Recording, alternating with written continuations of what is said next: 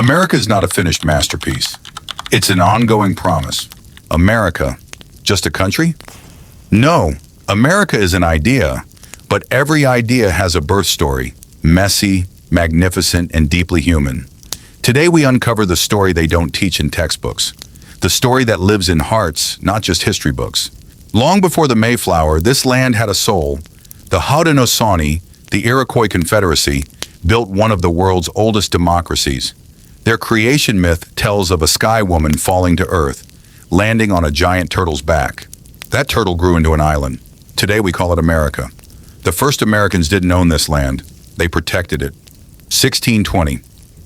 The Mayflower's deck creaks as pilgrims take their first steps on Massachusetts soil. They came chasing freedom, religious liberty, a fresh start. But they didn't see the question in native eyes. Who are you? Why are you here?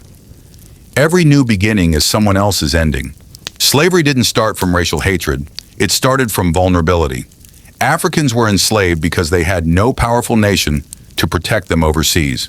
Later, much later, the myth of race was invented. Invented to justify power, to divide people. The irony?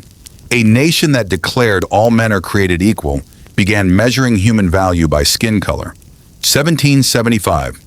Fire spreads across 13 colonies, but not everyone felt the same heat. 40% wanted independence. 20% stayed loyal to the crown. The rest? Neutral, watching which way the wind blew. This wasn't just a war against Britain. This was neighbor against neighbor. Benjamin Franklin's own son, William, served as royal governor of New Jersey. One house, two flags. George Washington. A man who led his army through freezing winters, starvation, and doubt. But he wasn't alone. France, Spain, Britain's old enemies reached out to help. And over 25,000 black men, women, and children fought for the British side, lured by promises of freedom. Freedom most of them never saw. War makes strange alliances. 1783, the Treaty of Paris. Britain formally recognizes American sovereignty. But that independence was for white men only. Native lands were taken. Black Americans got promises, not full freedom. The Declaration's soaring words, all men are created equal, were a dream, not a reality. America was born with a promise it hadn't yet learned to keep.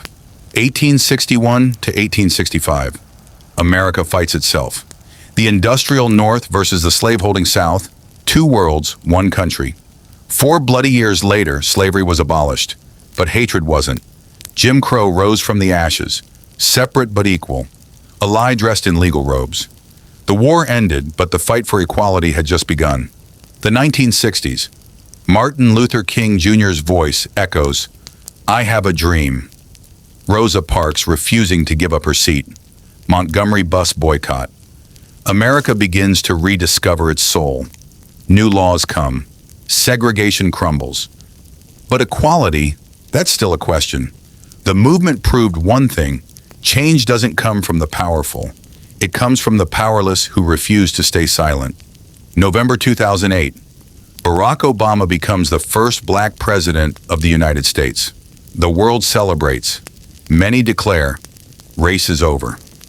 But the recession that followed told a different story. African Americans still face disproportionately high rates of poverty, unemployment, incarceration. The color changed, the structures didn't. America's promise remained unfulfilled. America's story isn't over. Every day, a new chapter is written. This nation's creation myth isn't mythology. It's a mirror. It reflects who we were, who we are, and who we still need to become.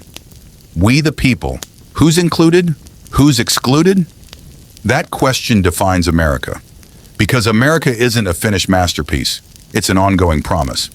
The story of America is proof. Dreams don't die. They wait for those brave enough to keep fighting.